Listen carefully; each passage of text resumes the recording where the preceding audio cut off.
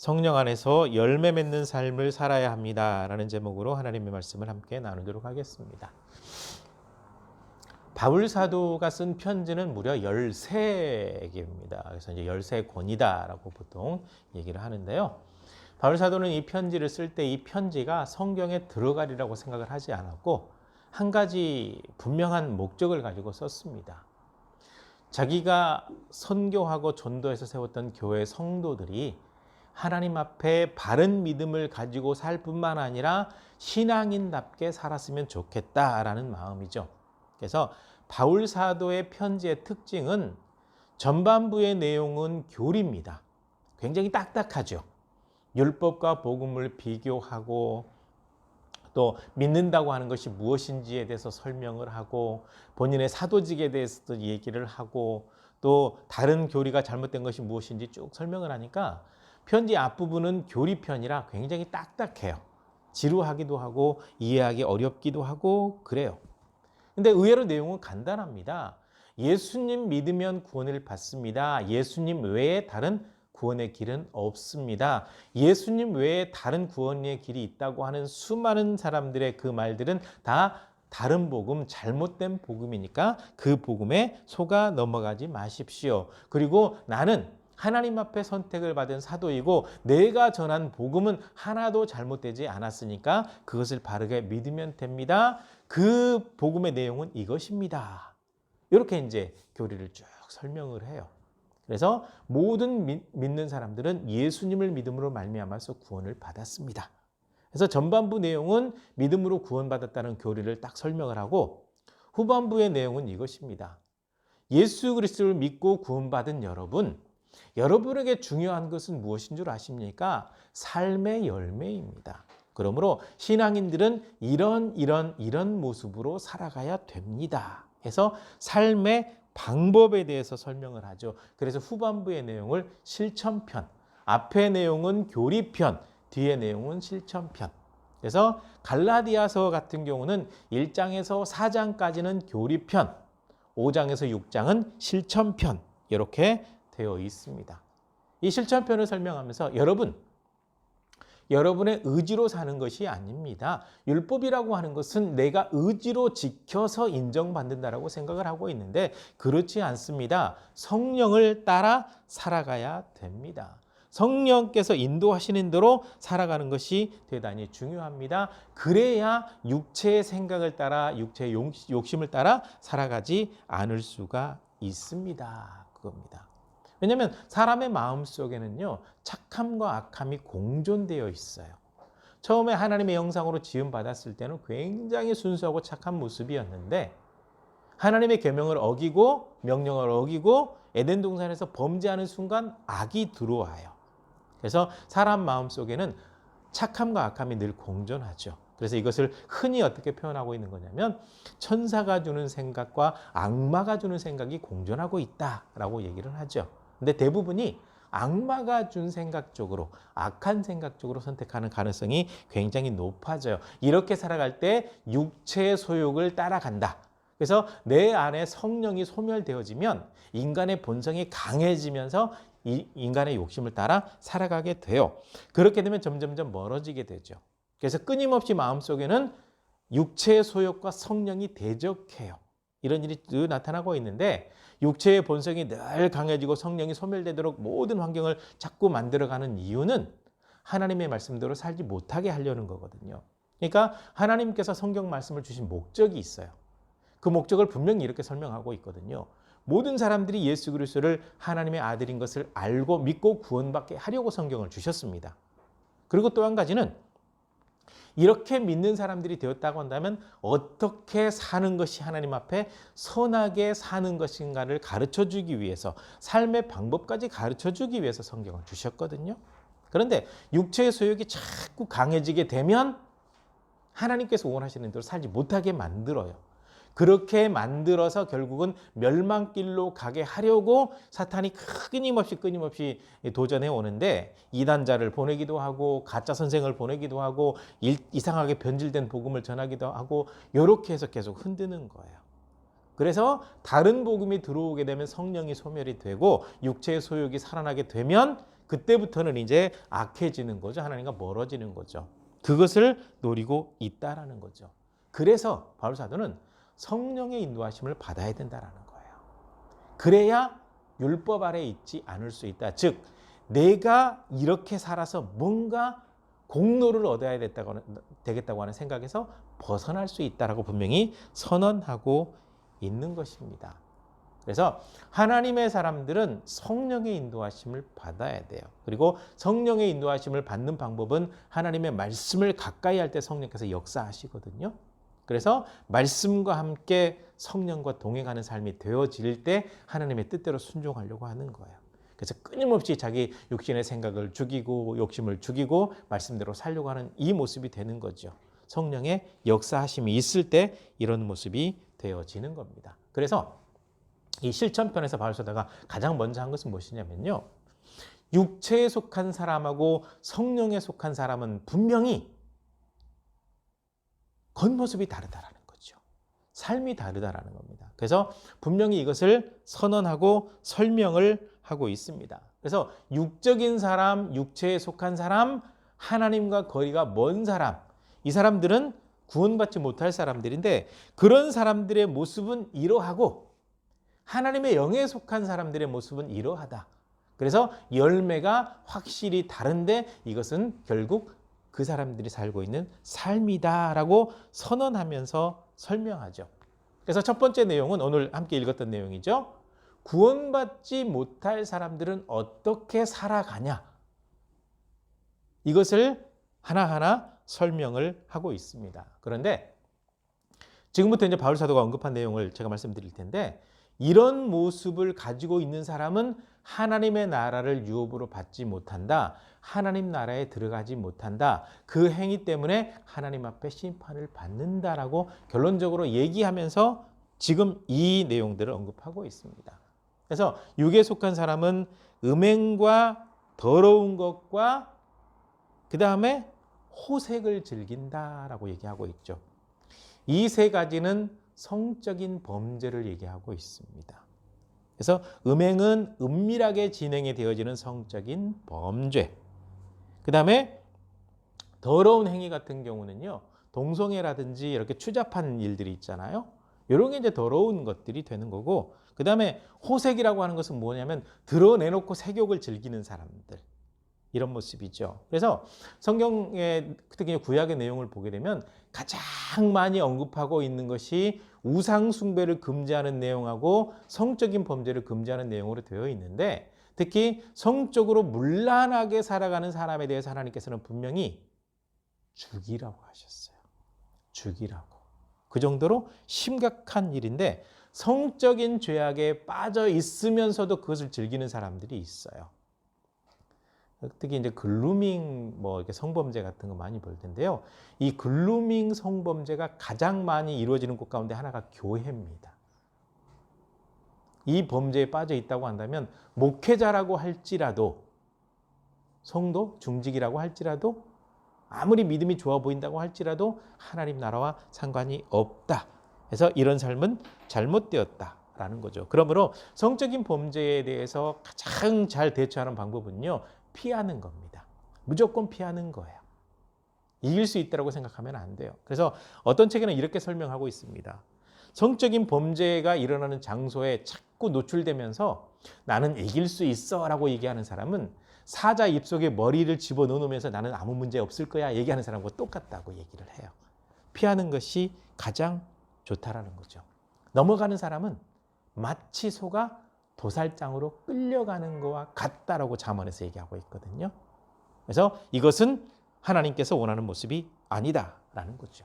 그 다음에 우상 숭배와 주술입니다. 이것은 종교적인 타락이에요. 종교적인 죄악을 얘기하고 있습니다. 신앙적인 죄악이죠. 우상 숭배는요. 원래 하나님의 형상을 만들려고 하는 시도에서 나왔습니다. 분명히 구약의 말씀, 특히 이제 모세 오경에 보게 되면 하나님께서 이렇게 말씀하셨거든요. 너희는 내 형상을 만들지 마라. 그리고 하늘에 있는 것이든 땅에 있는 것이든 땅 아래 물속에 있는 것이든 어떠한 형상도 만들지 마라. 그리고 만들어 놓고 절하거나 제사하거나 예배하지 마라. 라고 선언했는데 끊임없이 우상 숭배하는 사람들이 있어요. 심지어는 오늘날 변형된 모습인데 목회자가 하나님의 자리를 차지하고 있어서 목회자가 하나님이 되어버린 경우도 있어요. 그건 엄격하게 따지면 우상 숭배입니다. 잘못된 거죠. 이 우상 숭배는요, 하나님을 질투나게 해요. 하나님 질투나시면요, 이 질투 속에는 불이 들어있거든요. 불을 확 내리시거든요. 심판하시거든요. 그렇게 하시겠다라는 거예요. 그 다음에 이 주술이라고 하는 것이 무엇이냐면 예언과는 달라요. 예언은 하나님의 말씀을 듣고 얘기하는 건데 이 주술은요, 하나님께서 이렇게 말씀하셨다고 지어서 말하는 사람들이 있어요.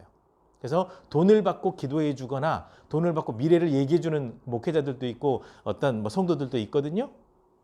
이것은요, 신앙적으로 많은 사람들을 타락시키는 방법 가운데 하나이고 하나님의 뜻과는 상관이 없어요.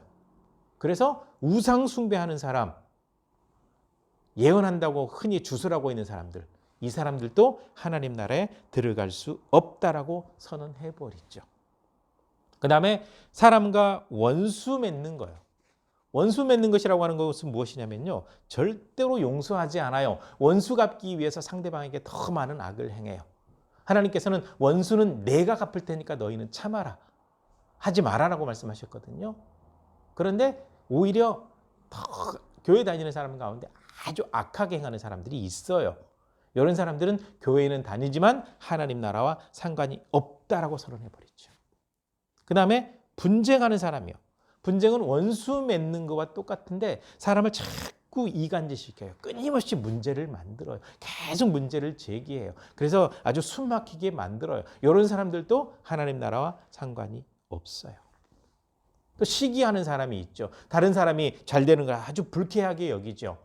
예수님께서 많은 사람들에게 인정을 받으니까 대제사장들이 시기해서 십자가에 못 박았어요. 그 다음에 교회사 가운데 크리소스톰이라고 하는 사람인데 좀 생소한 이름이죠. 크리소스톰이라는 사람은 원래 다른 본명이 있는데 이름이 크리소스톰으로 바뀌었어요. 이 크리소스톰이라고 하는 뜻이 황금의 잎이라는 뜻인데 이 사람은 설교를 굉장히 잘해요.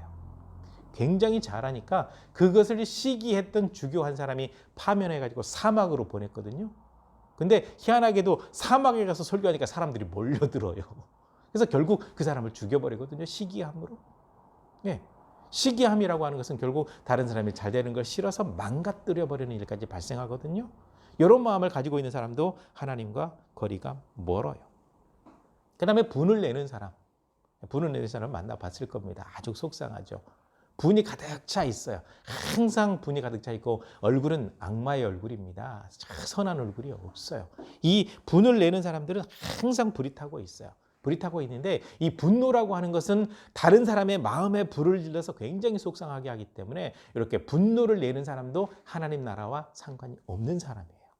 그래서 이 분내는 사람도 잘못되었다라는 거고, 그 다음에 파당을 만드는 사람이에요. 파당을 만드는 사람은 특별히 교회에서 분열시키는 사람이거든요. 그래서 진리를 대적하고 교회가 건강하게 서는 것을 반대하는 사람들, 파당을 짓는 사람들도 하나님께서 원치 않는 모습이기 때문에 하나님의 나라와 상관이 없다라는 거고, 그 다음에 분열을 일으키는 사람이요. 분열을 일으키는 사람의 특징이 뭐냐? 가짜 뉴스를 만들어내는 사람이에요. 끊임없이 양산해가지고 많은 사람들을 갈기갈기 흩어놓습니다. 가족 내에서도 꼭 말 만들어서 분열시키는 사람이 있고, 교회 내에서도 꼭 있고, 직장 내에서도 꼭 있거든요. 이렇게 분열을 시키는 사람은 하나 되게 하는 걸 방해했기 때문에 하나님의 나라와 상관이 없는 사람이죠. 그 다음에 이단이요. 이단은 진리에 있는 내용 가운데 빼버리고 전달한다. 이단이에요.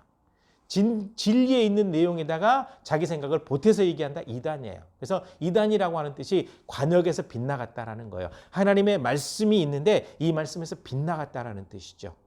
그래서 잘못된 진리를 전하는 사람, 그 진리를 듣는 사람까지 다 지옥불에 던져지는 거예요. 하나님의 심판이 있는 거예요. 이단 잘못되었습니다. 그 다음에 투기죠. 투기. 이 투기는요, 다른 사람의 자리를 빼앗으려고 하는, 다른 사람이 얻은 것을 빼앗으려고 이 끊임없이 틈타는 사람이 투기하는 사람이거든요. 투기는 참 이게 어디서 나왔냐면 이 사탄에게서 나왔거든요. 이 사탄이 하나님을 투기해가지고 하나님 자리에 앉으려고 했거든요. 그래서 실패했어요. 그래서 어떻게 해서든지 믿는 사람이건 믿지 않는 사람이건 이 투기하는 마음을 줘가지고 서로 자리를 빼앗으려고, 가진 것을 빼앗으려고 하게 하면서 분열을 만들어요. 그래서 깨뜨려 버리는 거예요. 교회 내에서도 이런 일들이 많이 일어나고 있죠. 그 다음에 또 한 가지 우리 신앙인들이 잘못 생각하고 있는 것 가운데 하나가 술 문제거든요. 술 취함을 여기에 분명히 넣어놨습니다. 술 취하는 사람 하나님 나라에서 거리가 멀다라는 거예요. 그리고 디모데 전서와 디도서를 보게 되면 술을 먹는 사람이 있으면 절대로 교회 일꾼으로도 세우지 마라 그랬는데 술 먹는 거에 대해서 너무 관대해져 버렸어요. 성경을 제대로 알지 못하는 목회자들이 잘못 가르쳐 놔가지고 술 취하는 거, 술 먹는 거는 아주 일반화돼 버렸는데 분명히 이 말씀 속에 술 취하는 사람은 하나님의 나라와 상관이 없다라고 선언하고 있습니다. 그 다음에 방탕한 사람, 성적인 범죄 외에 마약이라든지 막 즐기는 사람들이 있죠. 이런 방탕한 사람들도 하나님의 나라와 상관이 없다. 즉 이것은 신앙인들이 살아야 될 삶의 모습이 아니고 하나님과 상관이 없는 사람들의 삶의 모습이기 때문에 절대로 본받으면 안 되고, 이런 행위를 그대로 유지해서 사는 사람은 결국 심판받는다라고 선언하고 있습니다. 하나님은 행위를 보시거든요. 믿음도 보시지만 행위도 보시거든요. 그래서 이런 행위 속에 빠져 있는 사람은 하나님 나라에 들어갈 수 없다라고 선언하고, 그 다음에 이어서 하는 얘기가 오직 성령의 열매는, 성령께서 우리의 삶을 인도하시면 맺게 되는 열매는, 그 삶의 열매는 9가지라는 거예요. 그래서 첫 번째, 사랑입니다. 사랑의 열매죠. 하나님께 받은 사랑이 너무 크니까 다른 사람을 아끼고 사랑하는 거예요. 너무 소중한 거예요. 교회 안에 있는 모든 사람들은 어떤 사람이 되었든지 그 사람이 가지고 있는 모습, 외모, 배운 거 이와 상관없이 다 사랑스럽고 귀해야 돼요. 이것이 사랑이거든요. 그 누가 되었든지 조건 따지지 않는 사랑의 모습들. 서로 사랑. 이 모습이 나타나요. 그 다음에 희락이요. 기쁘고 즐거워요. 사랑을 받고 섬기고 살아가다 보니까 기쁘고 즐거움이 넘쳐요. 그래서 즐거운 사람 옆에는 항상 즐거운 사람들이 있어요. 그 에너지를 서로 얻게 되니까 희락이 있죠. 그 다음에 화평이요. 다툼이 없어집니다. 서로 책임져주고 서로의 입장이 되어주니까 다툼이 일어날 일이 없어요. 그 다음에 오래 참음이요. 오래 참음이라고 하는 것은 따가움을 멀리 한다라는 뜻을 가지고 있거든요. 이게 어떤 자극을 받다 보면 이 마음속에 가시가 생겨요. 이 가시를 제거하는 겁니다. 하나님께 모든 걸 맡기고 평안함을 얻는 방법을 선택을 해서 가시를 제거해요. 다른 사람에게 쓴소리, 막 악한 소리 하는 것을 자제하게 돼요. 오래 참음이요. 이 열매가 맺어지게 되는 거고요. 그 다음에 자비입니다. 친절이요. 친절. 즉 믿는 사람들이 어떻게 하면 선하게 살아갈 수 있을까, 친절하게 살아갈 수 있을까, 그 방법을 알려주기 위해서 성경을 주셨다고 그랬잖아요. 그래서 자비로워지는 겁니다. 예. 그 다음에 양선이요. 다른 사람에게 양보하거나 자선을 베푸는 그런 모습들, 양선. 이 모습이 나타나고, 그 다음에 충성이요. 이 충성은 해석을 굉장히 잘못하고 있어요. 교회 일 여러 가지 많은 봉사에 열심히 한다 이런 의미가 아니고요. 이 충성의 원래 뜻은 무엇이냐면요. 믿음에서 나왔거든요. 이 믿음이라고 하는 뜻은 진실로, 신실함으로, 충성됨으로, 진실로 믿고 하나님의 말씀대로 살아간다고 할 때 충성이에요. 하나님의 뜻에 맞춰서 충성되이 살아요. 이렇게 충성되이 살다 보니까 믿음의 모습이 나타나요. 이것은 하나님의 말씀에 대한 충성이 진짜예요. 하나님의 뜻에. 그런데 충성을 잘못 해석한 목회자들이 교회 봉사 열심히 해야 된다고요. 하나님의 뜻대로 살지도 않으면서 교회 봉사 열심히 하는 거요. 하나님께서 절대 받지 않는 헌신이에요. 잘못 가르친 거예요. 엄밀히 말하면 다른 진리를 얘기한 거죠. 하나님의 뜻대로 살아가는 충성. 이것이 생겨요. 성령의 열매는 그거예요. 하나님의 뜻이 우선입니다. 그리고요. 온유요. 부드러워요. 너그러워집니다. 그래서 이 온유한 마음을 가지고 있는 사람은 아이고 저 사람은 뭐 마음속에 뭐 분노가 많은가 보지 뭐 그럴 수도 있지 뭐 이렇게 관대해져요. 모세 같은 경우 속상한 경우도 많았는데 200에서 300만 정도 되는 사람을 이끌고 가다 보니까 이제 터득을 했죠. 벌써 이제 120세가 됐으니까 80세 지도자가 돼가지고 120세가 됐잖아요. 산전수전 다 겪으면서 나이 들어가면서 모세가 너그러워져요. 그래서 모세에 대해서 평가한 사람이 이 사람 모세는 온유함이 세상에 있는 모든 사람들보다 크더라. 너그러워져요. 신앙인들이 이런 모습이 있어야 돼요. 그럴 수도 있지. 뭐 그런 환경에서 성장했나 보지. 그렇게 악한 일을 많이 당했나 보다. 이렇게 너그러워져요. 온유함이 있게 돼요. 이게 있고 그다음에 절제요. 이거 자기 자신을 붙잡는 겁니다. 잘못된 길로 가지 않도록 자기 자신을 붙잡는 거죠. 이런 열매를 맺는 게 아니라 성령의 인도하심 가운데 맺어진다는 거죠. 그래서 이런 삶을 살아가면 금지할 법이 없어요. 이렇게 살아가는데 뭘로 심판해요? 심판할 건덕지가 없어요.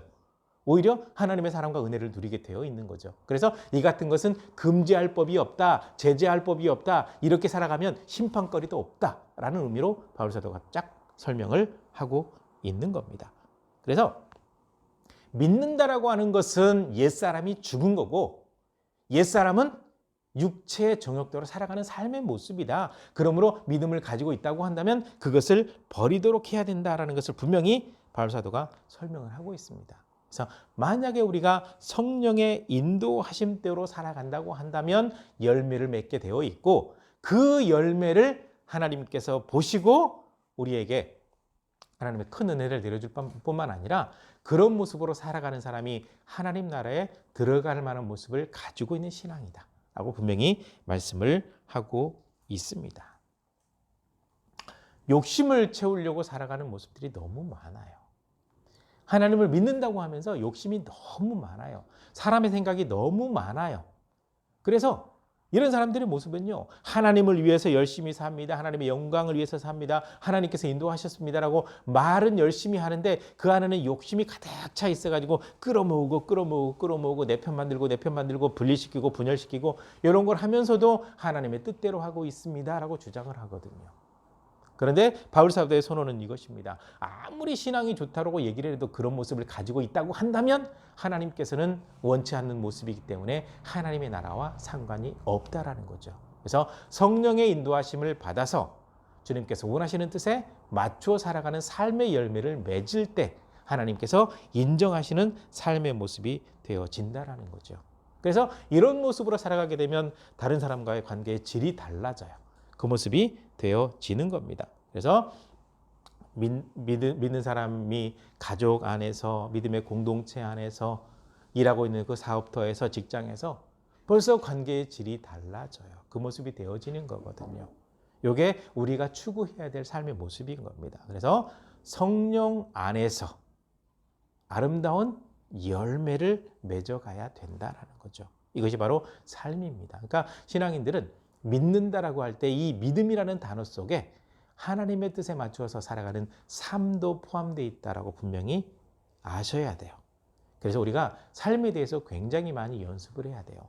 경건에 이르도록 연습한다고 할 때 하나님의 말씀을 통해서 영적으로 훈련하는 거죠. 영적인 훈련을 통해서 살아가는 삶으로 이어지는 훈련까지 해야 돼요. 이것이 바로 경건의 훈련이거든요. 그러니까 육체의 연습은 약간의 유익이 있지만 경건에 이르도록 연습하는 것은 범사에 유익하니까 경건에 이르도록 훈련해라 라고 얘기를 할 때 삶으로 하나님의 말씀이 삶으로 이어지도록 하는 것까지 끊임없이 연습하라는 거예요. 잘 안 될 수도 있어요. 습관이 안 됐으니까. 그런데 점점 그 모습으로 되어지게 되면 우리는 아름다운 신앙의 모습으로 열매 맺는 신앙의 모습으로 성장해 나갈 수 있습니다. 이 모습으로 성장해 나갈 수 있도록 하나님의 말씀 붙들고 성령 안에 거하시기를 바라고요. 주님께 끊임없이 기도하면서 하나님 우리가 성령의 열매를 맺을 수 있도록 이번 한 주간도 도우시고 인도하여 주옵소서. 이 기도하는 마음으로 신실되게 살아서 하나님과 동행하시는 거룩한 삶이 되어지기를 주의 이름으로 간절히 부탁을 드립니다. 기도하시겠습니다.